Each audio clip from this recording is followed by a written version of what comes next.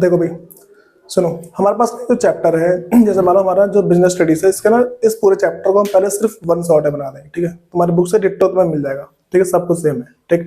जब वहाँ page number है 1.1, तो सब कुछ तुम्हें डिट्टो मिल जाएगा, पीडीएफ उसी की है, ठीक है। मेरे पास सबसे पहले समझो, मेरे पास ये चैप्टर है, हम इसका ना सिर्फ बिजनेस के बारे में पढ़ेंगे, इसका इंट्रोडक्शन, ठीक है। 11th क्लास में पूरे अगर हम बात करें इंट्रोडक्शन की, तो अगर तुमने इस चैप्टर को समझ लिया तो ये मान लो कि तुम्हारा जो पूरा पूरा चैप्टर है ना, जितना भी है, तुम्हें सारा आराम से समझाना शुरू हो जाएगा, ठीक है। सबसे पहली चीज भाई समझो, मेरे पास क्या होता है कि अगर बिजनेस की बात करें ना, तो बिजनेस, सबसे पहले बिजनेस का मतलब होता है काम, ठीक है। जैसे मान लो कोई सा भी काम करता है उसको नॉर्मली बिजनेस बोलते हैं, ठीक है। लेकिन बिजनेस को समझने से पहले हमें ना कुछ बातें समझनी, जैसे मान लो मेरे पास पहली बात है एक्टिविटी, ठीक है। एक्टिविटी मेरे पास ना दो तरीके से होती है, ठीक। हम उसमें सबसे जो पहला बोलते हैं उसको हम बोलते हैं फाइनेंशियल एक्टिविटी, ठीक है। दूसरी मेरे पास है नॉन फाइनेंशियल एक्टिविटी, ठीक है। अगर मैं एक्टिविटी को क्लासिफाई करूं, मेरे पास एक्टिविटी को अगर वैसे देखो, मतलब एक फाइनेंशियल है, दूसरी नॉन फाइनेंशियल, तो इसके बेस में हमारा जो पूरा बिजनेस है ना, वो डिसाइड होता है कि भाई हमारे पास ये जो हम एक्टिविटी कर रहे हैं है कौन सी, मेरे पास फाइनेंशियल है या फिर नॉन फाइनेंशियल है। तो सबसे पहले मेरे पास ना, अगर हम इसके पहली कैटेगरी की बात करते हैं ना, मेरे पास पहली कैटेगरी में दो एक्टिविटी ना, activity number first, activity second, ठीक है, सब में वही है, ठीक। तो पहला मेरे पास है बिजनेस, ठीक है। दूसरा मेरे पास है प्रोफेशन, तीसरा मेरे पास है एम्प्लॉयमेंट। हम पहले बात करते हैं बिजनेस क्या होता है, ठीक। बिजनेस का मेरे पास, अब इसके वजह से ना बहुत सारे रूप होते हैं, ठीक है। बिजनेस का मतलब है कि इंसान जो है थोड़ा सा पैसा कहीं पे इन्वेस्ट करके, ठीक है, उस पर थोड़ा काम कर रहा है वो, ठीक, और उसके बेस पे क्या है, प्रॉफिट अर्न कर रहा है, हम इसे क्या बोल देंगे, बिजनेस बोलेंगे, ठीक है। दूसरी बात बोलते हैं प्रोफेशन। तो अगर प्रोफेशन की बात करें, प्रोफेशन क्या होता है, प्रोफेशन का सिंपल सा मतलब है कि कोई सा एक इंसान है, उसके पास एक स्पेसिफाइड नॉलेज है, उस स्पेसिफाइड नॉलेज के बेस पे वो क्या भाई, सर्विस प्रोवाइड करके पैसा अर्न कर रहा है, ठीक है, उसे हम बोल देंगे प्रोफेशन। मेरे पास लास्ट में एम्प्लॉयमेंट, ठीक है। एम्प्लॉयमेंट का मतलब है अपनी सर्विस किसी और को दे रहा है वो, ठीक है, without having any specified knowledge, ठीक है। या फिर मान के चलो कि कोई सा भी काम कर रहा है और उसके बदले इसको ना एक लास्ट में क्या, एक सम ऑफ अमाउंट मिलता है, उसे हम क्या बोलते हैं, एम्प्लॉयमेंट बोलते हैं। बात समझ आ रही है? सुनो, तो भाई अगर मैं नॉर्मली बोलूं, मेरे पास क्या है, हम ह्यूमन एक्टिविटी को दो पार्ट में डिवाइड करते हैं, ठीक है। जो मेरे पास ह्यूमन एक्टिविटी है उसको दो पार्ट में डिवाइड करते हैं। पहले मेरे पास है इकोनॉमिक एक्टिविटी, दूसरा मेरे पास क्या है, नॉन इकोनॉमिक, ठीक है। इकोनॉमिक मैंने तुमसे कहा था फाइनेंशियल, नॉन फाइनेंशियल, ठीक है। जो इकोनॉमिक है उसका मतलब क्या है, फाइनेंशियल, और जो मेरे पास नॉन इकोनॉमिक है उसका मतलब क्या है, नॉन फाइनेंशियल। नॉर्मली बात बोलूंगा भाई, इकोनॉमिक एक्टिविटी क्या होती है, all those economic activity which are related with money, ठीक है। मैं तुम्हें ऊपर में तीन टाइप की एक्टिविटी बताई, ठीक है। तुम्हें मैंने पहले बोला बिजनेस, ठीक है, प्रोफेशन, एम्प्लॉयमेंट, ये तो मैं तीन बातें बताई, ये तीनों मेरे पास क्या भाई, इकोनॉमिक एक्टिविटी है, ठीक है। अगली बात बोल दूं, अगर मैं तुम्हें बात करूं नॉन इकोनॉमिक एक्टिविटी क्या होती है, नॉन इकोनॉमिक एक्टिविटी वो होती है जो इसका संबंध पैसों से नहीं है, ठीक है। अगर नॉर्मली बोला जाए ना भाई, पैसों से संबंध होता है लेकिन उसका मोटिव नहीं होता प्रॉफिट कमाना, ठीक है, उसका मोटिव होता नहीं पैसा कमाना, ठीक। संबंध होता है पैसों से, जैसे मान लो मंदिर है, ठीक है, धर्म वगैरह है, इसमें पैसे होते हैं लेकिन उनका मोटिव वो नहीं है, ठीक। तुमसे मैं ऐसा बोल दूं, इकोनॉमिक एक्टिविटी वो होती है जिनका मोटिव है पैसा कमाना, ठीक है। नॉन इकोनॉमिक एक्टिविटी वो होती है जिनका मोटिव नहीं है पैसा कमाना, ठीक है। तो अगर नॉन इकोनॉमिक की बात करते हैं, मेरे पास पहले क्या भाई, रिलीजियस, ठीक है, दूसरा मेरे पास है भाई सोशल वर्क, ठीक। ये दो चीजें मेरे पास, अगर इन दो बातों को लेकर चले ना, हम क्या समझ जाएंगे कि हाँ भाई ठीक है, मेरे पास है क्या है, इनका मोटिव नहीं है पैसा कमाना, ठीक है। जैसे मान लो जो सोशल वर्क करते हैं उनका कभी भी मोटिव ये नहीं कि पैसा कमाए वो, ठीक है। सुनो, मेरे पास ना नॉर्मली बात बोले, बिजनेस में मेरे पास कौन कौन से टाइप के बिजनेस आते हैं। मेरे पास पहला जो भाई, इसको बोलते हैं बाइंग एंड सेलिंग, ठीक है, कहीं से सामान खरीदा उसको कहीं बेच दिया, ठीक है। दूसरा मेरे पास है कोई से भी इंडस्ट्री चला रहे हैं, ठीक है, स्टील की इंडस्ट्री चला रहे हैं, ठीक है, चिकन की इंडस्ट्री चला रहे हैं, वेजिटेबल इंडस्ट्री चला रहे हैं, तो ये सारी बात है। मेरे पास अगला है इंश्योरेंस। भाई इंश्योरेंस का बिजनेस होता है, बहुत सारी कंपनी है जो इंश्योरेंस करती है लोगों का, ठीक है, इंश्योरेंस की वो स्कीम वगैरह बेचती रहती है, नहीं तो इनका बिजनेस है, ठीक। अगला मेरे पास है ट्रांसपोर्ट, इसका बिजनेस होता है, सामान को एक जगह से दूसरी जगह ले जाना, मेरे पास ट्रांसपोर्ट का बिजनेस है। अगला है वेयर हाउसिंग का बिजनेस, भाई सबको पता है, अगर हम सामान रखवाने का बिजनेस, ठीक। पता है बहुत से लोग क्या होते हैं, बहुत बड़े बड़े कोठी से खोलेंगे, उसमें सिर्फ कच्चा माल भरा होता है, ठीक। जैसे मान लो कि जब काला बाजारी होती है ना, और जब प्याज बहुत ज्यादा महंगे होते हैं, 400 रुपए किलो, तो इनमें गोडाउन वालों को पूरा पूरा हक होता है, ये 12 एसी लगा रखते हैं रूम के अंदर और प्याज भर रखे हैं पूरे के अंदर, ठीक। इससे होती है ब्लैक मार्केटिंग, ठीक है। मेरे पास अगला एडवर्टाइजिंग का बिजनेस, तुमने देखा होगा एड वगैरह चलते हैं, यूट्यूब पे एड चलते हैं, ठीक। ये सारा मेरे पास क्या भाई, एक एडवर्टाइजिंग का बिजनेस, ठीक है। फिर मेरे पास प्रोफेशन में क्या लॉ आ जाएगा, ठीक है, मेडिकल आ जाएगा, जो चार्टर्ड अकाउंटेंट है जिसको सीए बोलते हैं वो आ जाएगा, ठीक। एम्प्लॉयमेंट में कोई मैनेजर हो सकता है, सुपरवाइजर होगा, वर्कर होगा, ठीक है। तो मेरे पास ये सारी बातें आती हैं, ठीक। तो पहले तुम्हें इकोनॉमिक एक्टिविटी बारे में पता लग गया। तुम्हें इसको लिखना कहाँ से भाई, देखिए साइड में टूल किट, ठीक है, इसमें से कि it refers to that activity which is undertaken with the objective of earning money, ठीक है, ये तो मैं बात बता दी। इसका just opposite non economic activity, ठीक है, इसमें तो वापस आएगा which is undertaken with not the objective of earning money, ठीक है, बस नॉट आ जाएगा नॉन इकोनॉमिक वाले में, ठीक है। फिर मेरे पास अगला क्या है, हम बात करते हैं बिजनेस क्या होता है, ठीक है। तो मेरे पास देखो क्या लिखा नॉर्मली कि business refers to that economic activity. देखो भाई इकोनॉमिक एक्टिविटी मेरे पास है which conducted on regular basis. अब सुनो भाई इसका मतलब क्या है रेगुलर बेसिस पे। मैं तुम्हें इसका एग्जांपल दे रहा हूँ, मान के चलो मैं तुमसे बोल दूं कि एक लड़का है श्याम, ठीक है। श्याम ने क्या किया, श्याम ने एक ना उसके पास स्कूटर था, उसने बेच दिया उसको, उसने प्रॉफिट कमा लिया, तो वो उसका बिजनेस नहीं है, ठीक है। उसके पास स्कूटर था, उसने बेचा, तो बिजनेस नहीं है, ठीक है। चलो मान लो कि एक लड़का है छोटा सा, ठीक, तो उसके पापा ने क्या किया, उसके बच्चे की जो भी थे ना पुरानी कॉपी था उसको बेच दिया, प्रॉफिट कमा लिया, ठीक, और हर साल बेचता है, तो ये भी उसका बिजनेस नहीं है, ठीक। अगर उसका डेली बेसिस पे उसकी डीलिंग होती है, उसका काम यही है, ठीक है, तो बोलेंगे बिजनेस, ठीक है। जैसे मान लो कि उसका बिजनेस है कबाड़ी का, वो सबके घर घर जाता है, जो बच्चे की पुरानी कॉपी था होती है ना उसको उठाता है फिर जाके बेच देता है, ठीक है। वैसे क्या बोल देंगे भाई, बिजनेस बोल देंगे, ठीक है। तो इसलिए इसको क्या बोला गया, रेगुलर बेसिस। तो तुम्हें इन बातों को ध्यान रखकर चलना है कि बिजनेस है कि नहीं, ठीक है। अब भाई इसका मोटिव क्या होता है, to earn profit through the production and sales of goods and services, ठीक है। मतलब कि प्रोडक्शन करेगा गुड्स एंड सर्विसेज, उसको सेल कर देगा, ठीक है। पास में आ रही वाली। फिर हम अगर थोड़ा अगली बात पे पहुंचते हैं, मेरे पास है प्रोफेशन, ठीक है। भाई वैसे तो मैं बता चुका मेरे पास प्रोफेशन क्या होता है। मेरे पास प्रोफेशन का एक ही मतलब निकल के आता है, एक मेरे पास जिसमें एक स्पेसिफाइड नॉलेज हो, उसके बेस पे सर्विस प्रोवाइड करके क्या करता है भाई, वो पैसा अर्न करता है, ठीक है। तो सुनो मेरे पास क्या लिखा है प्रोफेशन के बारे में। A profession refers to that economic activity, मेरे पास ये भी एक टाइप की इकोनॉमिक एक्टिविटी है, which is conducted by a person having some specified knowledge. भाई सबसे बड़ी बात तुम्हारे पास ये है कि स्पेसिफाइड नॉलेज। अब समझो स्पेसिफाइड नॉलेज क्या होती है, ठीक है। जैसे मान लो उसने किसी भी एक मान लो स्पेसिफाइड जगह है, जैसे मान लो कॉलेज हो गया, कोई सा इंस्टीट्यूट हो गया, उसने वहां से पहले नॉलेज ली है, ठीक। उसके बाद जैसे मान लो कि एमबीबीएस करते हैं ना, तो स्पेसिफाइड है वो, ठीक। अब ये नहीं कि भाई कोई चोर है अब वो मतलब कि चोरी करना सिखा रहा है, ये भी नहीं चाहिए। कोई जुआड़ी है वो जुआ खेलना सिखा रहा है, भले आजकल खुल गए हैं, ठीक है, लोग जुआ खेलना सिखाते हैं, ठीक है, कि कार्ड वगैरह के मतलब कार्ड के पत्ता कैसे चले कैसे ना चले इनको, लेकिन इसको बिजनेस माना ही जाता, मतलब इसको ना प्रोफेशन मानते नहीं है। कोई भी गैम्बलर है उसको प्रोफेशन नहीं मानते, ठीक। कोई जुआड़ी है उसको क्या है कि एक तरह से प्रोफेशन नहीं मानते, भले ही उसने स्पेसिफाइड जगह से सीखा हो, इसको अभी तक लिस्ट नहीं किया गया है, ठीक है। तो जैसे मान लो कि मैं इसको बोल दूं कि ICAI है, वो CA बनाती है, ठीक। तो मेरे पास क्या है, ये स्पेसिफाइड नॉलेज है, ठीक।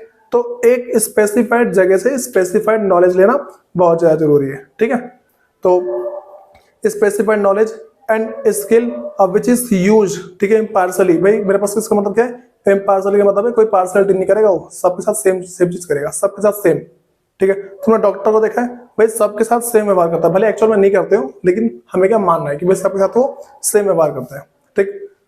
To serve the different section of society, ठीक है। बस में आगे मेरे पास इसमें क्या भाई, दिस इंक्लूड लीगल प्रैक्टिस। भाई लीगल प्रैक्टिस का मतलब मान लो लॉ की लीगल प्रैक्टिस हो गई, ठीक है, CA लीगल प्रैक्टिस हो गई, ये मेरे पास है मेडिकल प्रैक्टिस, ये सारे, ठीक है। अगला एम्प्लॉयमेंट, भाई सबको पता है एम्प्लॉयमेंट क्या होता है, ठीक है। मेरे पास क्या है, employment is a kind of contract. मेरे पास क्या भाई, कॉन्ट्रैक्ट होता है किसी दो जने के बीच में, ठीक। कोई से देखो मान लो एक मेरे पास है कॉन्ट्रैक्टर, एक है कॉन्ट्रैक्टी, ठीक है। कॉन्ट्रैक्टर होता है जो कॉन्ट्रैक्ट कर रहा है, जो कॉन्ट्रैक्ट ले रहा है वो कॉन्ट्रैक्टी है, ठीक है। तो कह रहे कि under which one works for other in leave of remuneration, ठीक है, वो क्या कुछ पैसों के लिए काम करता है, ठीक है। एग्जांपल इसका मान लो working in factory, government office, ठीक। ये सारे मेरे पास क्या है भाई, ठीक है, एम्प्लॉयमेंट के बारे में। तो नॉन इकोनॉमिक एक्टिविटी बारे में पता है, ये इसको बस हल्का सा पढ़ लेना है, जो टूल किट नंबर 2 है, ठीक है, इसको याद कर लेना। तो मैं सारे टूल किट याद होने चाहिए, ठीक है। हम अगली बात करते हैं भाई, मेरे पास क्या है कि एक्चुअल में बिजनेस को कैसे डिफाइन कर रखा है, ठीक है।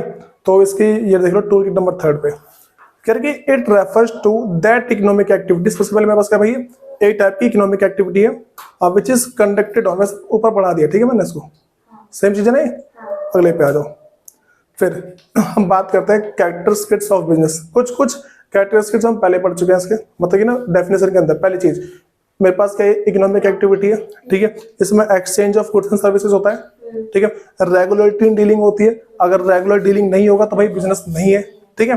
फिर मेरे पास क्या है अगला, इसका मोटिव क्या है भाई, प्रॉफिट होना चाहिए, ठीक है। उसके बाद एलिमेंट ऑफ रिस्क, इसका मतलब है भाई कि इसमें हमेशा रिस्क होता ही होता है, ठीक है। जब भी एक इंसान बिजनेस करेगा ना उसमें रिस्क होता है, ठीक है। स्टार्टिंग में बहुत ज्यादा रिस्क होता है, पूरा पूरा देखो स्टार्टिंग के 3-4 साल ना इंसान को बहुत ही तगड़ा रिस्क होता है, पूरा बिजनेस बंद होने के चांस होते हैं, ठीक है। तो जो भी बिजनेस होता है उसमें रिस्क होगा जरूर, ठीक है, रिस्क होता ही होता है। मेरे पास लास्ट में भाई क्रिएशन ऑफ यूटिलिटी, भाई ध्यान रख के चलना, बिजनेस सिर्फ वो होते हैं जो यूटिलिटी क्रिएट करें, ठीक है। यूटिलिटी इन द सेंस वो ऐसा कुछ काम करें जिससे लोगों को संतुष्टि पहुंचती हो, ठीक है, एक कुछ काम की चीज बना रहे हैं, ठीक, ये नहीं कि ऐसे बैठे पड़े खाली सब बिजनेस चल रहा है उनका, ये नहीं होना चाहिए, ठीक है। चोरी कर रहे हैं ये सब उनका बिजनेस नहीं, मान लो कि बहुत सारे लोग एक जगह जमा हो गए और चोरी कर रहे हैं, तो ये उनका बिजनेस वगैरह नहीं है, ठीक है। इन बातों ध्यान रख के चलना है, ठीक। फिर मेरे पास अगला भाई कंज्यूमर सेटिस्फेक्शन, सबसे बड़ी बात इसमें ये होती है कंज्यूमर सेटिस्फाई होना चाहिए, ठीक। अगर कंज्यूमर सेटिस्फाई नहीं है, देखो हमें ऐसा नहीं लिखा कि हमें कंज्यूमर सेटिस्फाई होना चाहिए, इसके अंदर हमें लिख के चलना है कि the main motive of the business is to earn profit but it is done with consumer satisfaction, if consumer is not satisfied then business can not be run for last, ठीक है, ये बहुत लंबे समय के लिए नहीं चल सकता, ठीक है। भाई अगर प्रोफेशन की बात करते हैं, इसकी तो मैं डेफिनेशन पढ़ा चुका हूं मैं, ठीक है, टूल किट के अंदर। अब इसके वही है जो इसके कुछ कुछ कैरेक्टरिस्टिक्स, उसके बाद देखते हैं सबसे पहला body of specialised knowledge and technique, ठीक है, ये वाली बातें बता चुका हूं कि स्पेशलाइज्ड नॉलेज होनी चाहिए, ठीक है। फिर मेरे पास है भाई formalised method of acquiring training and experience, इसमें एक फॉर्मल मेथड है, ठीक है। देखो मेथड दो होते हैं, एक तो फॉर्मल एक तो इनफॉर्मल, सुनो मैं तुम्हें बता रहा हूँ। एक होता है जिसको बोलते हैं मतलब कि जो होता है ना, क्या बोलते हैं, सिविल इंजीनियर बोलते हैं जो बिल्डिंग वगैरह बनाते हैं, ठीक है। एक जैसे सुनो, एक मेरे पास इंजीनियर, ठीक है, वो ना पूरा नाप वाप के एकदम मस्त तरीके से बना देगा। दूसरा होता है एवी सीखते, मतलब काम करते करते सीख जाते हैं, ठीक है। जो काम करते करते सीखते हैं हम उसको नहीं बोलेंगे प्रोफेशन, ठीक है। जिसने एक्चुअल में जाके सीखा है, इंजीनियरिंग जिसने एक्चुअल में सीखी है उसे बोलेंगे इंजीनियर। देखो मैं तुम्हें एक एग्जांपल और दे रहा हूँ, मान के चलो कि तुम किसी इलेक्ट्रिशियन के शॉप पे जाओ, ठीक, अब वहां पे तुम्हें इंजीनियर बैठा हुआ मिल सकता है, ठीक है, दूसरा नहीं मिलेगा। जो इंजीनियर होगा ना उसको सब कुछ का ज्ञान होगा, ठीक। जो इंजीनियर नहीं होगा उसके पास जो डेली बेसिस पे केस आते हैं उसके पास उसका ज्ञान होगा, ठीक है, ये वाली बात चलती है। अगर किसी ने सिर्फ वर्क एक्सपीरियंस के बेस पे कोई काम करा ना हम उसको प्रोफेशन नहीं बोलेंगे, ठीक है। जैसे मान लो कि कोई भी है उसने ना ऐसे ही मान लो करे जा रहा है, ठीक, तो उसको हम उसका प्रोफेशन बोल ही नहीं सकते, ठीक। लेकिन उसने कहीं स्पेसिफाइड जगह से सीखा है पहले उसको, ठीक है, फॉर्मल तरीके से सीखा है, तभी इसको बोलेंगे कि हाँ भाई ठीक है तो क्या कि तेरा प्रोफेशन है, ठीक है। फिर मेरे पास अगला है जिसको बोलते हैं establishment of representative professional association. देखो इसमें मेरे पास क्या कह रहा है कि इसमें एक मेरे पास ना एक मान लो कि कहीं ना कहीं से इसको एक सर्टिफाइड होना चाहिए, इसका मतलब ये कहीं ना कहीं से सेटिस्फाई होना चाहिए, मतलब सर्टिफाई होना चाहिए, ठीक है। देखो कह रहे कि the third characteristics of a profession is that it must have a representative professional association, ठीक है। क्या बोला मैंने, रिप्रेजेंटेटिव प्रोफेशनल एसोसिएशन होनी चाहिए, ठीक है, which perform the following important function, ठीक है। देखो मेरे पास कौन कौन सा, सबसे पहला to regulate behaviour of its member, ठीक है। मान लो कि अगर कोई सीए बन गया ना तो आईसीआई ना उसको चेक करती रहती है कि सीए गलत काम तो नहीं करता। मान लो कोई एमबीबीएस डॉक्टर बन गया, ठीक है, उस एमबीबीएस डॉक्टर ने जैसे ही कोई सी गलती करी उसका जो है ना सर्टिफिकेट अब वो गया, ठीक है। तो ये सारे पॉइंट है, ठीक है। दूसरा मेरे पास कह रहा है to create a code of conduct, भाई कोड ऑफ कंडक्ट मतलब है जो तुम्हें गाइडलाइंस दी गई ना उसके अंदर रह के काम करो। जैसे मान लो डॉक्टर है, ठीक है, डॉक्टर को बोला तुम लीगल तरीके से काम करोगे, ठीक है। अब वो लोगों की किडनी निकाल के बेच रहा है, ठीक। कोरोना टाइम में बहुत सारे केस आते हैं ना ऐसे, तो ये भी क्या मेरे पास भाई ये नहीं होना चाहिए। अगला है to build up and promote the image of its members as a professional, ठीक है। अब क्या है उसे ना अपने प्रोफेशन को बिल्डअप करना चाहिए। जैसे मान लो कि जो एमबीबीएस डॉक्टर है ना उन्होंने अपनी इमेज खराब कर रखी है, लेकिन कुछ उसने बहुत अच्छी बना रखी है। इमेज कैसे भाई, वो 100,000 रुपए फीस चार्ज मार रहे हैं, तो बोले भाई डॉक्टर बहुत बेकार है, ठीक है। चलो मान लो कि 1,000 रुपए फीस चार्ज मारा है, लेकिन एकदम तगड़ा इलाज कर दे रहा है कि बीमारी उसको हो नहीं रही। अब ना मान लो कि तो उसकी इमेज अच्छी बन जाएगी, उसकी इमेज अच्छी बनेगी, उसके प्रोफेशन की इमेज अच्छी बनेगी, लेकिन उसने फीस भी अच्छी चार्ज कर दी, ठीक है, और काम भी नहीं किया। बोले भाई तेरे बात नहीं है, ठीक है। फिर अगला मेरे पास है to prescribe minimum qualification of its member. भाई जो मिनिमम क्वालिफिकेशन रिक्वायर्ड है वो कम से कम होनी चाहिए, ठीक है। फिर to regulate entry to profession, ठीक है, उस प्रोफेशन में एंट्री करने के लिए रेगुलेट वही करेगा कि भाई तुम इस प्रोफेशन में कैसे आओगे, तुम पहले हमसे ट्रेनिंग लोगे, हमारा एग्जाम पास करोगे, ठीक है, जब हम तुम्हें सर्टिफाई कर देंगे, सर्टिफाई होने के बाद फिर जाके हम तुम्हें बोलेंगे हाँ भाई ठीक है तू आ जा, हमें कोई दिक्कत नहीं है, ठीक है। फिर मेरे पास का जो फोर्थ पॉइंट है वो ये कोड ऑफ कंडक्ट बता चुका हूँ, ठीक है, कि ना हमें ना जो जो गाइडलाइंस दे रखी होती है हमें, अच्छा कोड ऑफ कंडक्ट का मतलब है कुछ कुछ गाइडलाइंस है, हमें उनके अंदर काम करना है, ठीक है। मेरे पास अगला है priority of service over economic consideration. भाई पहले हमें ना कंसिडरेशन का मतलब पता होना चाहिए, इसको बोलते हैं समथिंग इन रिटर्न, वापसी में कुछ, ठीक है। तो हम क्या बात कर रहे हैं, इकोनॉमिक वापसी में कुछ, मतलब कि पैसे की बात चल रही है, तो हम बोलेंगे हम प्रायोरिटी देंगे किसको भाई, ऑफ सर्विस, किसके ऊपर, इकोनॉमिक कंसिडरेशन के, मतलब कि पैसों से ऊपर हमें सर्विस देना अच्छा है, ठीक। लेकिन आजकल डॉक्टर क्या करते हैं, डॉक्टर हो गए बहुत सारे जो हो गए, वो पहले पैसे चार्ज मारते हैं निकलो वहां से। तुम कभी किसी प्राइवेट हॉस्पिटल में घुस जाओ, ठीक, तुम पे पैसे नहीं, तुम्हारा आधे में ऑपरेशन छोड़ देते हो, बहुत सारे केस आए ऐसे, ठीक है। ये चीज है। बात समझ आ गई। मेरे पास अगला भाई एम्प्लॉयमेंट, तो इसकी टूल किट नंबर 5 है मेरे पास, इसे पढ़ लेना, ठीक है। हाँ भाई इसको कुछ कुछ बात करते हैं। मेरे पास इसके जो फीचर्स हैं, पहले मेरे पास है पर्सनल, मतलब कि पर्सनल सर्विस है। देखो पहले समझो मेरे पास पर्सनल सर्विस का मतलब क्या होता है, जब ये वहां पे होगा तभी सर्विस दे पाएगा, नहीं होगा नहीं दे पाएगा, ठीक है। फिर कहना कि an employ has to provide service himself, ठीक है, बस हमारी वो क्या है कि खुद जाके सर्विस प्रोवाइड करे, ये नहीं कि हाँ भाई वो घर में बैठा हुआ बैठे बैठे सर्विस दे दे, ऐसा पॉसिबल नहीं है, ठीक है। हाँ कुछ कुछ केस में है, ठीक है। अगला मेरे पास है एग्रीमेंट, इसमें हमेशा एग्रीमेंट होता है। देखो एक होता है एम्प्लॉय, एक होता है एम्प्लॉयर, ठीक है। एम्प्लॉय जो काम करेगा, एम्प्लॉयर जो काम देगा, ठीक है। तो there is an agreement between employ and employer, ठीक, about economic consideration and work of period time, ठीक है। जितने दिन वो काम करेगा या जितने देर तक काम करेगा ना, इसके बीच में देखो इसका कॉन्ट्रैक्ट होगा, और जो इकोनॉमिक कंसिडरेशन है इसका भी टाइम पीरियड पहले से डिसाइड होगा, ठीक है। मेरे पास अगला भाई एक टाइप का ये सर्वेंट होता है, ठीक है, किसका भाई, अपने मास्टर का, ठीक। और क्या करता है, and act according to his order, ठीक है, जो वो ऑर्डर देगा ना मास्टर उसके हिसाब से वो चलेगा, उसके हिसाब से नहीं चलेगा उसको पैसे नहीं देगा वो, ठीक है। फिर कह रहा है नो नीड ऑफ कैपिटल, बताओ भाई इसमें वैसे कैपिटल की जरूरत पड़ती नहीं है, ठीक। अगला मेरे पास है इसमें कोई रिस्क नहीं होता। मेरे पास आ गया नेचर ऑफ एम्प्लॉयर, ठीक है। मेरे पास देखो कह रहा है कि the employer can be anybody, कोई भी हो सकता है, इट कैन बी गवर्नमेंट, ठीक है, गवर्नमेंट एंटरप्राइज या फिर प्राइवेट ऑर्गेनाइजेशन। भाई इसमें ना मतलब अलग अलग प्रकार के हो सकते हैं, मतलब एम्प्लॉयर कोई भी हो सकता है इसके अंदर, ठीक है। बात समझ आ रही है। इसका डिफरेंस है तुम्हारे पास, इसको देख लेना एक बार, ठीक है। हम बात करते हैं ऑब्जेक्टिव ऑफ बिजनेस क्या होता है, ठीक है। हमारे पास बिजनेस के मोस्टली 2 ऑब्जेक्टिव होते हैं। सबसे पहले मेरे पास है इकोनॉमिक ऑब्जेक्टिव, ठीक है, दूसरा मेरे पास है सोशल ऑब्जेक्टिव। ध्यान रखे चलना, जो इकोनॉमिक ऑब्जेक्टिव है वो डायरेक्टली रिलेटेड है सोशल ऑब्जेक्टिव के। मुझे बताओ, मान के चलो कि मेरी कोई फैक्ट्री है, ठीक है, उस फैक्ट्री में से हल्ला बहुत होता है, लेकिन मैंने लोगों के लिए यहाँ पे पानी का सिस्टम लगवा दिया, ठीक है, पता कि जो ना प्योरीफाई पानी पियो मस्त एकदम, ठीक। मैंने वहाँ की रोड अच्छी बनवा दी है, साइड में एक पार्क बनवा दिया, पता लोगों को दिक्कत होगी, नहीं होगी। मैंने कुछ नहीं करवा रखा, बस मेरी फैक्ट्री में खटखट आवाज आ रही है, पूरे दिन रात आवाज आ रही है, ठीक है, लोग बोलेंगे भागो से, ठीक है, वो क्या केस कर देगा, कोई ना कोई केस कर देगा, ठीक है, ऐसा हमेशा होता है। फिर देखो वैसे तुमने कभी देखोगे ना, कोई से भी जो फैक्ट्री होगी जहाँ पे बहुत होता है, उसके आसपास का माहौल इतना अच्छा होगा कि तुम ना बोलोगे भाई क्या ही जगह। तुम कभी ना ऐसे गुजारा किसी ना ऐसे एरिया में जहाँ फैक्ट्री बहुत सारी है, वहां एकदम शानदार होगा सब कुछ, ठीक, तुम्हें पीने को तुम्हारे लिए पानी लिखा होगा।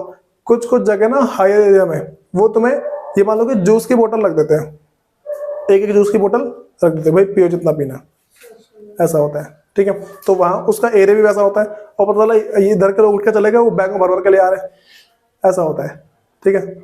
अब सुनो, तो मैं क्या मेरे पास है भाई, अगर ऑब्जेक्टिव ऑफ बिजनेस की बात करते हैं, मेरे पास पहला क्या है, प्रॉफिट मेकिंग है, ठीक है, क्रिएशन ऑफ कंज्यूमर, सबसे इंपॉर्टेंट ये होता है जितने भी जो मेरे पास होता है ना, जो अगर इसके इकोनॉमिक ऑब्जेक्टिव की बात करते हैं, कोई सा भी बिजनेस हो उसका सबसे मेन मुद्दा होता है कंज्यूमर। कंज्यूमर नहीं है, बिजनेस है ही नहीं।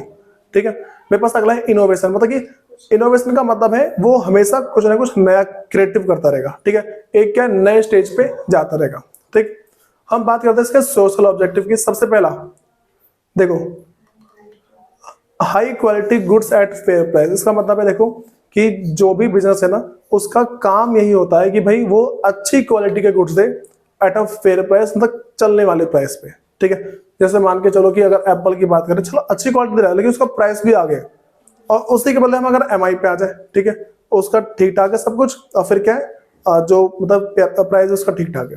ठीक, हम अगली बात करते हैं कंट्रीब्यूशन टू कम्युनिटी डेवलपमेंट। भाई उसके आसपास के जितने एरिया ना, उन सब में एक ना कम्युनिटी बना के रखता है। तुम कभी देखना, एक जो कंपनी का मालिक होगा, ठीक, वो क्या अपने आस पड़ोस के ना हमेशा से बना के रखता है, हमेशा वहां का मैनेजर एम्प्लॉय सबसे बना के रखते हैं।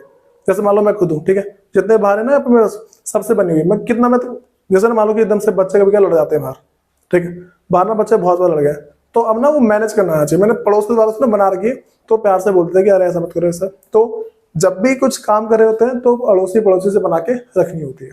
ठीक है, फिर मेरे पास है फेयर रिटर्न टू इन्वेस्टर। भाई जिन जिन लोगों ने हमारी कंपनी के अंदर पैसा लगाया है, ठीक है, जिन लोगों ने हमारी कंपनी में पैसा लगाया, उन्हें एक फेयर अमाउंट रिटर्न में मिलना चाहिए।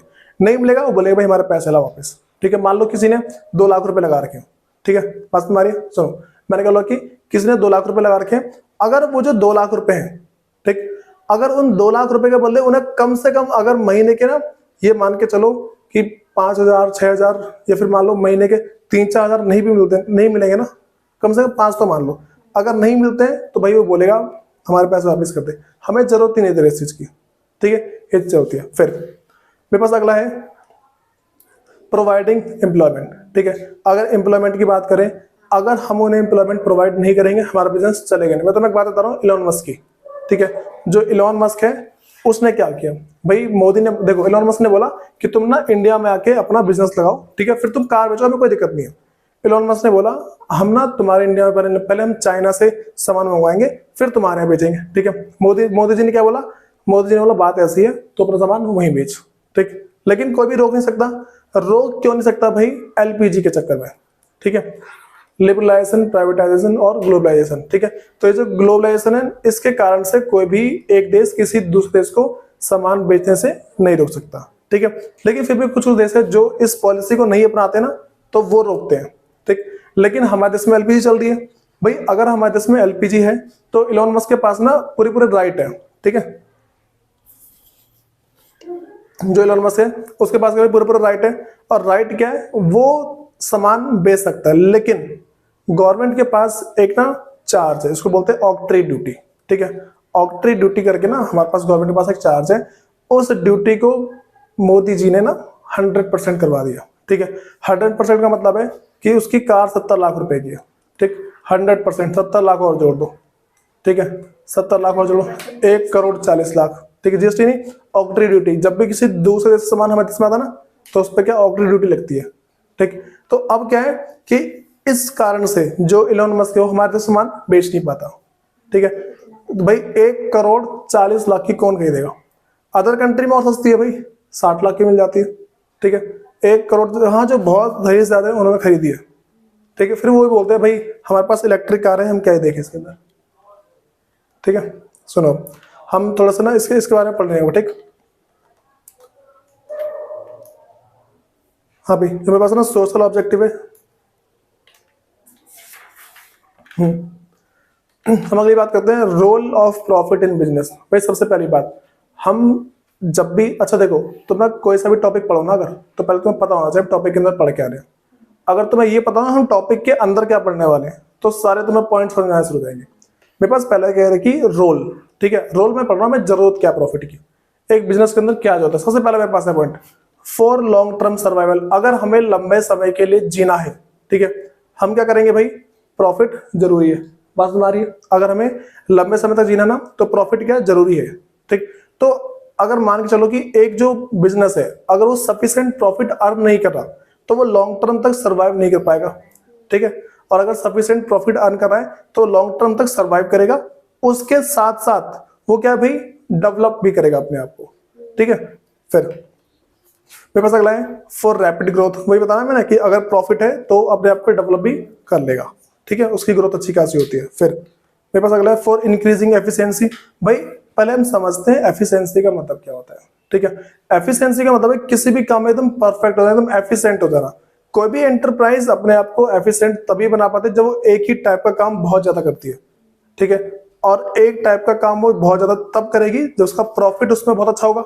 मैं तुम्हें एग्जांपल दे रहा हूँ, मान के चलो कि एक कोई बिजनेसमैन है, ठीक है।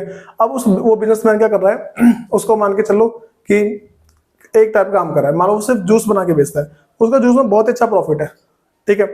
तो वो जूस क्या और अच्छा बनाएगा, ठीक है।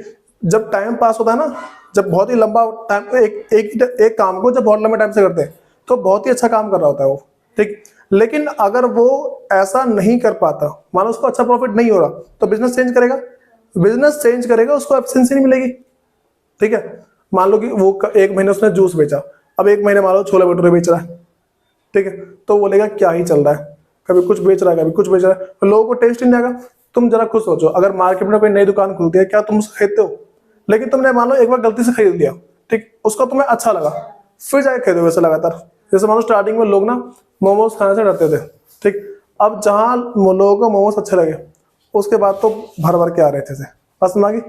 ये चीज होती है हमारे पास। तो मैं वही को बोला, मेरे पास क्या है कि भाई फॉर इंक्रीजिंग एफिशिएंसी, ठीक। अगर किसी एक बिजनेस में उसको अच्छा प्रॉफिट मिला ना, तो उनका क्या सेल्फ इंटरेस्ट होता है, उस सेल्फ इंटरेस्ट की वजह से उस काम को और ज्यादा एफिशिएंट तरीके से करते हैं, ठीक है। मेरे पास उसका फोर्थ पॉइंट है for building prestige and recognisation. भाई इसका मतलब समझो, एक ब्रांड वैल्यू बनाने के लिए बहुत ही ज्यादा जरूरी है प्रॉफिट, ठीक है।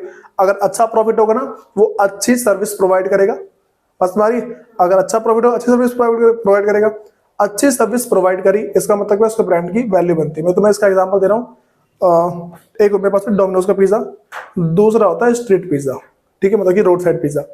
पता है एक्चुअल में रोड साइड पिज्जा भी बेटर होते हैं, ठीक है। ये कुछ कुछ पिज्जा ऐसे होते हैं जो डोमिनोज को फेल कर देते हैं, ठीक। लेकिन डोमिनोज के, देखो डोमिनोज का पिज्जा इतना हाई है और इतना लो है, ठीक। डोमिनोज के पिज्जा की वैल्यू ज्यादा है, मतलब कि ना प्राइस ज्यादा है उसका, और रोड साइड वाले की कम है। ऐसा क्यों होता है भाई? ब्रांड वैल्यू, स्टार्टिंग में अच्छा प्रॉफिट होगा तब से बिल्ड कर गया वो, ठीक। रोड साइड वाले भी ग्रो कर सकते हैं। अच्छा एक ना कहावत सुनी तुमने, ऐसा होता है कि हर कोई सा काम छोटा नहीं होता वैसे। जैसे मान लो कि एक है MB चाय वाला, ठीक है, तो वो क्या है कि वो चाय बेच बेच के लाखों कमा रहा है। अब कुछ चाय वाले ऐसे रोड पे बैठे पड़े, महीने के 10-15 हज़ार कमा लेते, बहुत है, ये होता है, ठीक है। तो ब्रांड वैल्यू की बात पड़ती है, उसने सर्विस पहचानी, सर्विस दी, अच्छा प्रॉफिट होता भी ना, ये चीज है, ठीक। फिर बस अगला है भाई फॉर अर्निंग मोर प्रॉफिट। सबसे बड़ी बात है, और प्रॉफिट अर्न करने के लिए थोड़ा प्रॉफिट होना चाहिए, ठीक। जैसे मान थोड़ा प्रॉफिट कमाया, अब उससे क्या करेगा, वो इन्वेस्टमेंट करेगा, और इन्वेस्टमेंट हमें और प्रॉफिट अर्न करने के लिए मोटिवेट करती है, ठीक है। बस हमारे लिए अब सुनो, मेरे जैसे यहाँ पे लिखा हुआ है, ठीक है, देखो नीचे कि प्रॉफिट कैपिटल मनी, ठीक है। फिर हम क्या बोलेंगे भाई, मोर प्रॉफिट, बात समझ आ गई। फिर मेरे पास अगला है क्लासिफिकेशन ऑफ बिजनेस एक्टिविटी। भाई आप समझो मेरे पास बिजनेस के अंदर कितने टाइप की एक्टिविटीज होती है, ठीक है। सबसे पहले तो ऊपर दिख रहा है बिजनेस इंडस्ट्री प्लस कॉमर्स लिखा हुआ दिख रहा है पीछे, ठीक है। मेरे पास क्या है, बिजनेस है, वो किसको भाई, इंडस्ट्री और प्लस कॉमर्स, इन दो चीज को जोड़ दो, तुम्हारा क्या बिजनेस बन जाता है। मैं तुम्हें इसका एग्जांपल दे रहा हूँ, देखो मेरे पास क्या रहेगी, जो मेरे पास बिजनेस की जो एक्टिविटी है दो टाइप से होती है, मेरे पास एक है इंडस्ट्री, दूसरा मेरे पास है कॉमर्स। अब भाई सुनो, सबसे पहली चीज मेरे पास ना इंडस्ट्री की बात करते हैं, प्रोडक्शन, ठीक है, सेल्स आगे इसी के अंदर, ठीक। फिर देखो ऐसा ना सिर्फ प्रोडक्शन आता है उसके अंदर, तो इंडस्ट्री के अंदर प्रोडक्शन वगैरह आ गया। अब मेरे पास कॉमर्स के अंदर सेल्स आता है, सेल्स के बाद आगे प्रमोशन की चीज, एडवर्टीजमेंट, फाइनेंस, इंश्योरेंस, ये सारे इसके अंदर आता है, ठीक है। अब सुनो, पहले हम बात करते हैं भाई इंडस्ट्री के अंदर क्या होता है, ठीक है। पहले हमें इंडस्ट्री के बारे में कुछ बातें पता होनी चाहिए, ठीक है। पहले मेरे पास है प्रोड्यूसर और कैपिटल गुड्स। ये वो गुड्स होते हैं जो हेल्प करते हैं किसी दूसरे गुड्स को मैन्युफैक्चर करने में, ठीक है। फिर दूसरा मेरे पास है consumer goods. Consumer goods are those goods which satisfy the wants of human being directly, ठीक है, जो इंसान की ये मान लो जरूरतों को प्रत्यक्ष रूप से पूरी करती है, ठीक है, डायरेक्टली। मेरे पास अगला है इंटरमीडिएट गुड्स। इंटरमीडिएट गुड्स वो गुड्स होते हैं जो किसी फाइनल गुड्स को बनाने में एज ए इंटरमीडिएट यूज होते हैं। जैसे मान लो कच्चा माल, ठीक, किसी तैयार माल को बनाने के लिए ना जिन जिन चीजों की जरूरत पड़ती है हम उसे क्या बोलते हैं भाई, इंटरमीडिएट गुड्स बोलते हैं। ठीक है, फिर भाई मेरे पास है, अगर टाइप ऑफ इंडस्ट्री की बात करते हैं, मेरे पास पहला है प्राइमरी। प्राइमरी में क्या होता है, हम उसको धरती से निकालते हैं, ठीक है, जिसमें बोलते हैं जेनेटिक इंडस्ट्री। ठीक है, इसमें पास है भाई एनिमल हो गया, ठीक है, इस तरीके से मेरे पास प्लांटेशन और जो फार्मिंग वगैरह आती है। फिर पास अगला है एक्सट्रैक्टिव इंडस्ट्री, जो माइनिंग, क्वेरी, एग्रीकल्चर। ठीक है, ये बात समझ आ रही है। फिर मेरे पास अगला है भाई सेकेंडरी इंडस्ट्री है। पहले पास है मैन्युफैक्चरिंग इंडस्ट्री, ठीक है, जिसमें पास है शुगर, सीमेंट, टेक्सटाइल, ठीक है, मैन्युफैक्चर किए जाते हैं। फिर मेरे पास अगला है कंस्ट्रक्टिव, भाई रोड बनाना, बिल्डिंग बनाना, रोड बनाना, ब्रिज बनाना। ठीक, मेरे पास जो अगला है जिसको हम बोलते हैं टेरिटरी इंडस्ट्री, तीसरी इसको बोलते हैं, ठीक है, जिसे हम क्या बोलते हैं भाई, सर्विस। ठीक है,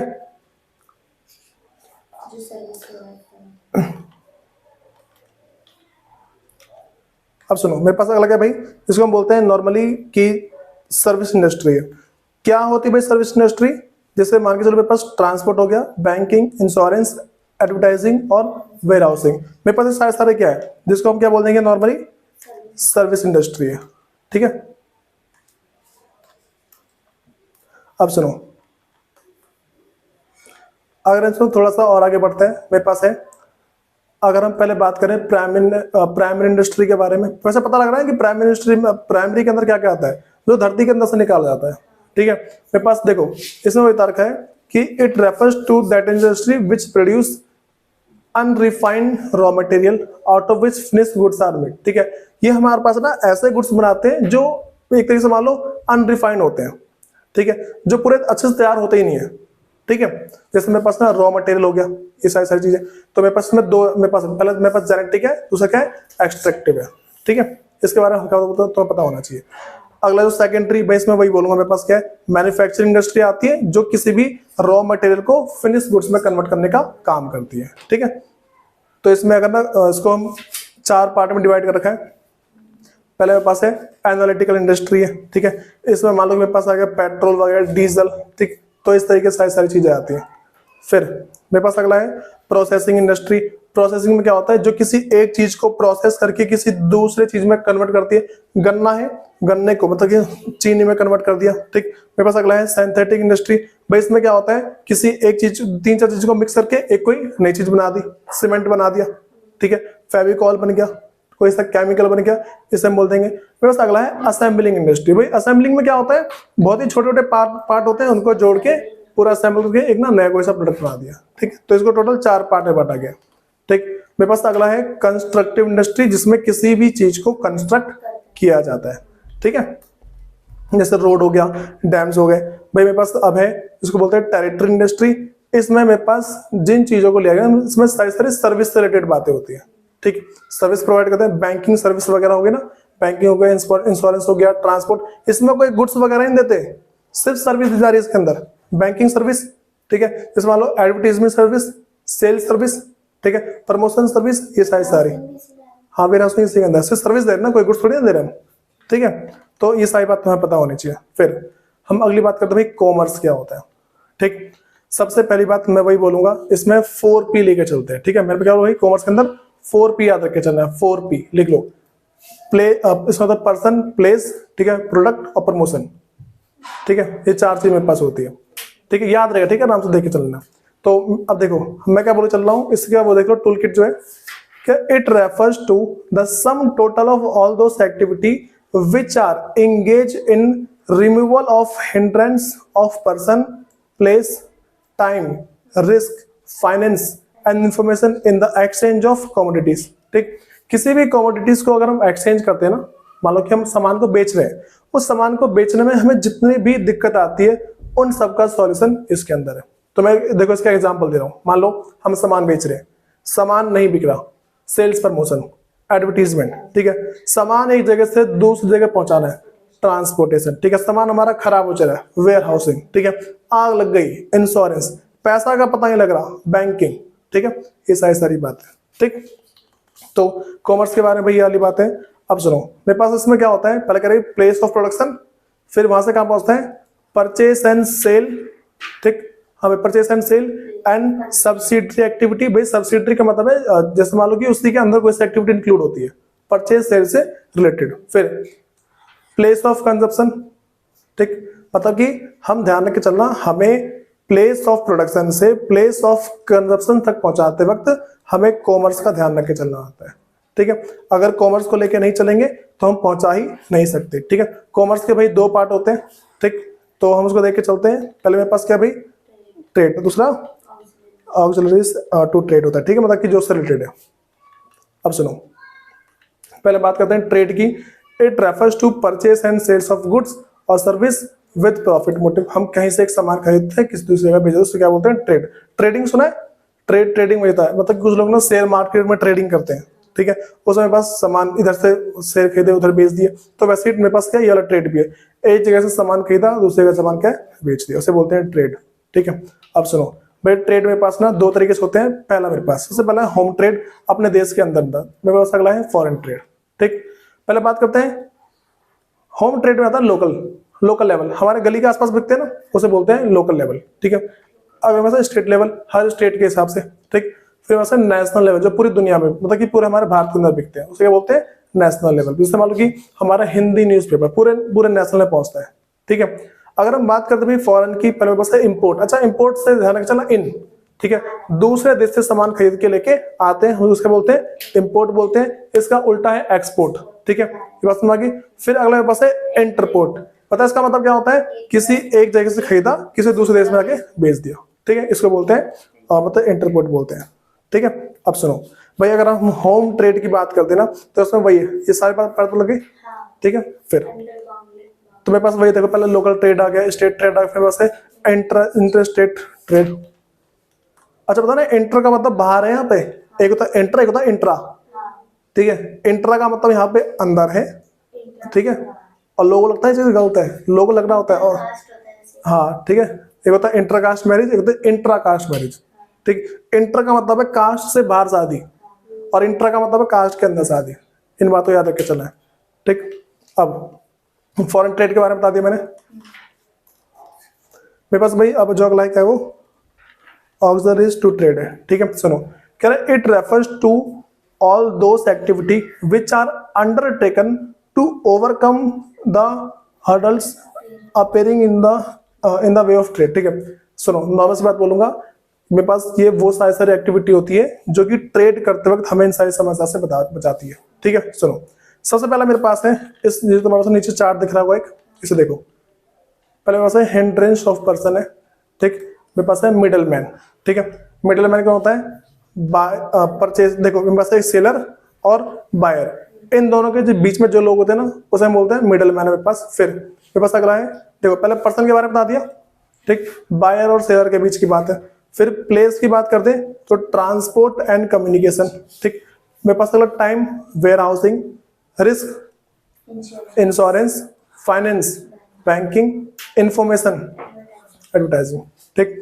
हमें बस इतना पता होना चाहिए कि कौन सा किससे रिलेटेड होता है, ठीक। इसके आगे ना इसमें ज्यादा वो करने की जरूरत नहीं कि हाँ भाई हमें क्या क्या पता है क्या क्या नहीं पता, ठीक है। अब सुनो,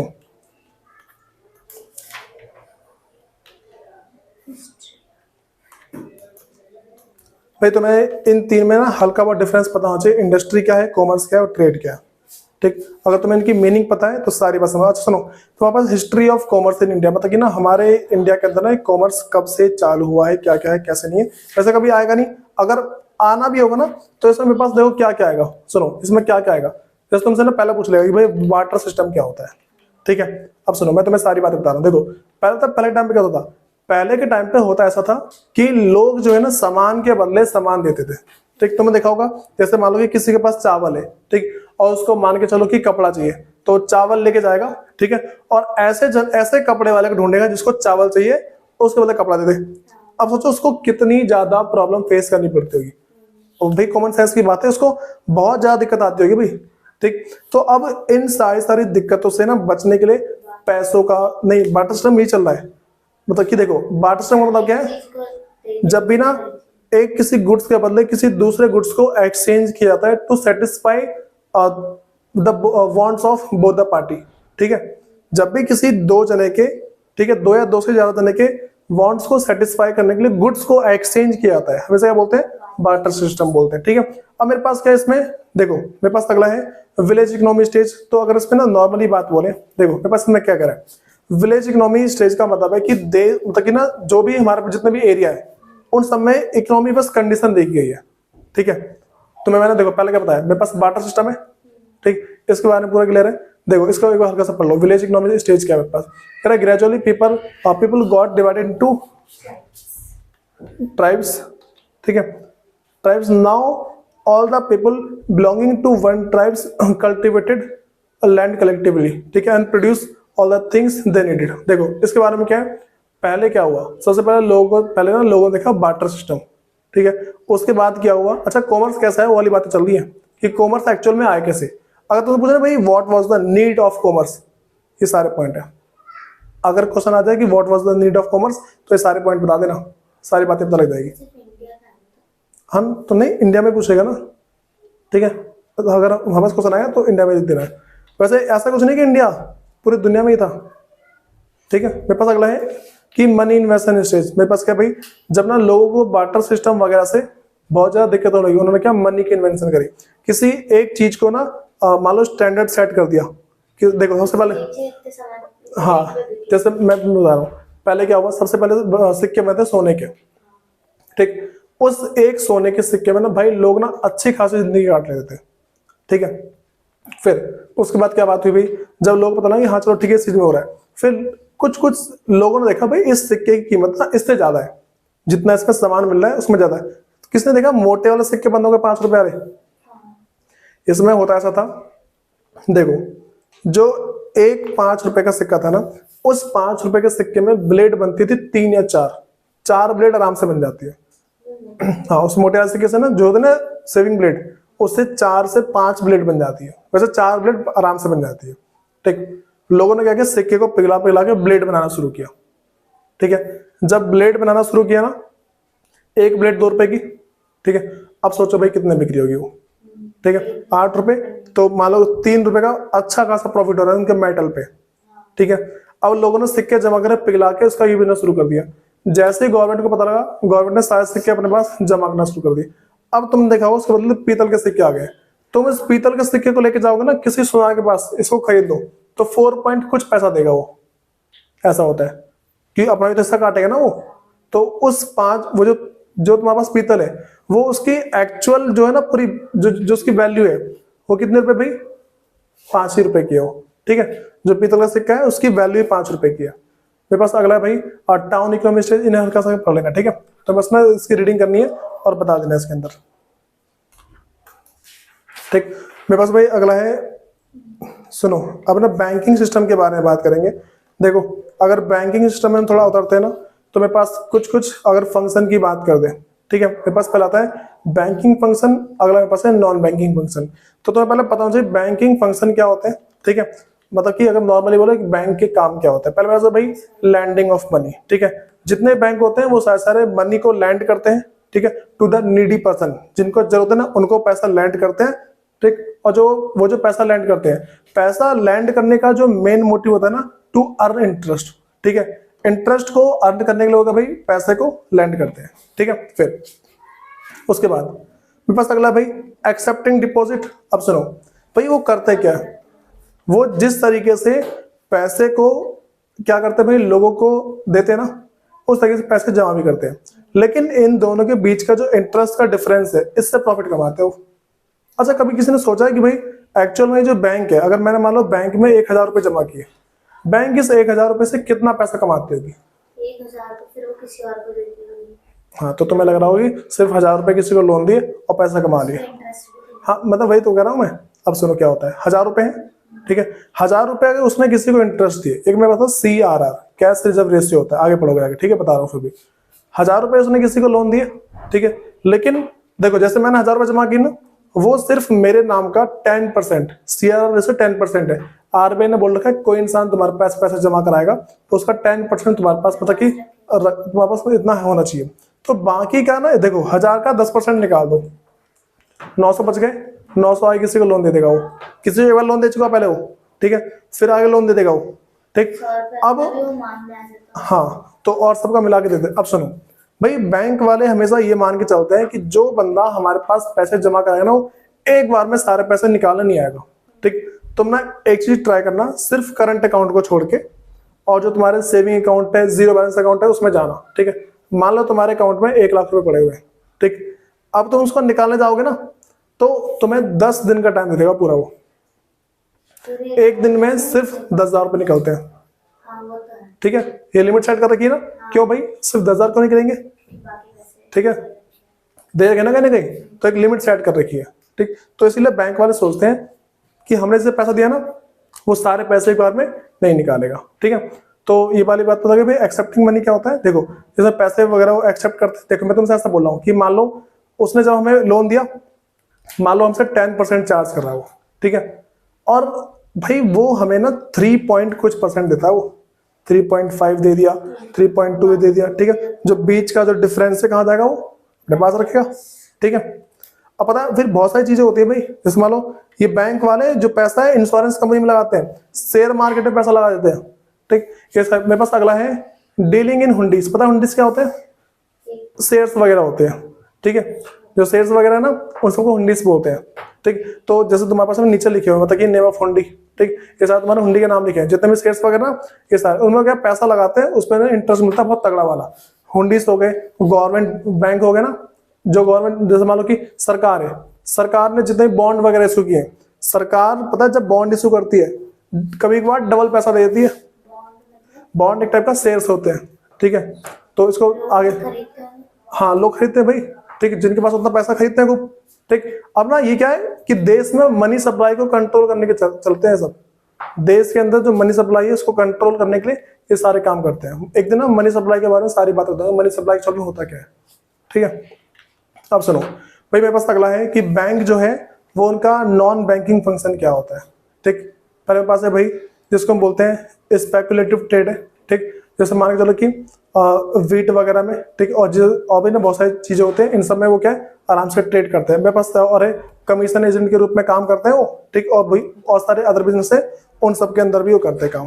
ठीक। पता पहले सारी बात समझ में आ रही है। फिर अब हमारे पास ना कुछ कुछ तरीके हैं जो तुम्हारे पास है, मेथड ऑफ एडवांसिंग लोन है। ठीक। इसकी ना एक क्लास और लूंगा मैं, उसके अंदर सारा सारा कवर हो जाएगा। ठीक है। जितना करा देना इसको एक बार याद कर लेना। ठीक। इसके बजाय तो मैं नोट्स वगैरह बनाऊंगा, फिर देखते हो क्या क्या है।